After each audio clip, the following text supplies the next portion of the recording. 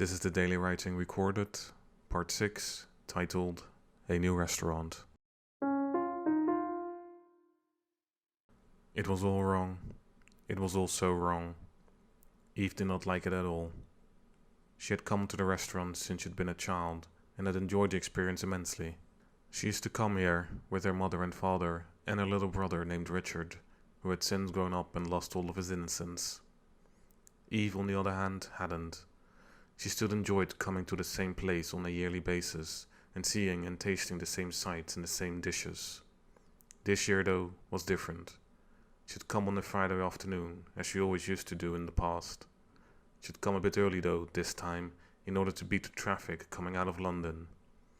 She also had a rather busy schedule and didn't really have time to take out of it for a usual restaurant trip. But, so Eve figured, if she wasn't going to do it today, she would not have the chance to do it again this year, and it was very important to her that she continued doing so. Her life was quite chaotic and very much out of her control. Her visit to the restaurant was one of the only things that was hers, and hers alone, and that was ordered, and that made sense. Though this year, none of that serenity was there anymore. Eve did not know why they did it, but they had. The restaurant had changed.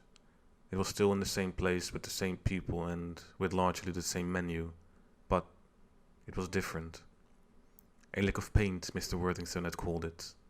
Doing the place up was another. The place apparently needed it. It looks fresh now, doesn't it? He had said. About time also, he added. His son apparently had bugged him about the idea for a while now. The business was struggling, you see, and beyond its few regular customers, not much new business was being attracted. Eve lamented the change and was visibly uncomfortable that day she stood in the middle of the new restaurant.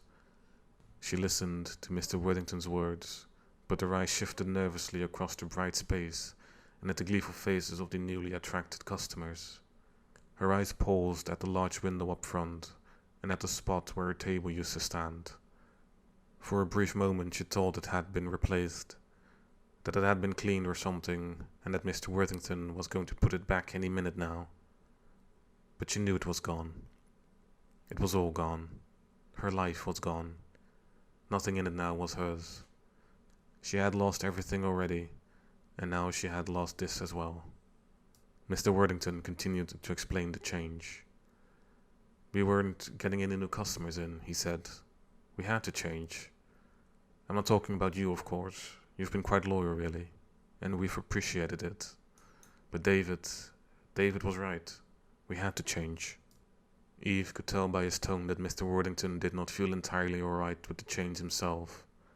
It was as if he was looking to her for confirmation, but she did not know how to give it. She bit her lower lip as she passively listened to Mrs. Worthington's continued ramblings. I have to go, she blurted out suddenly.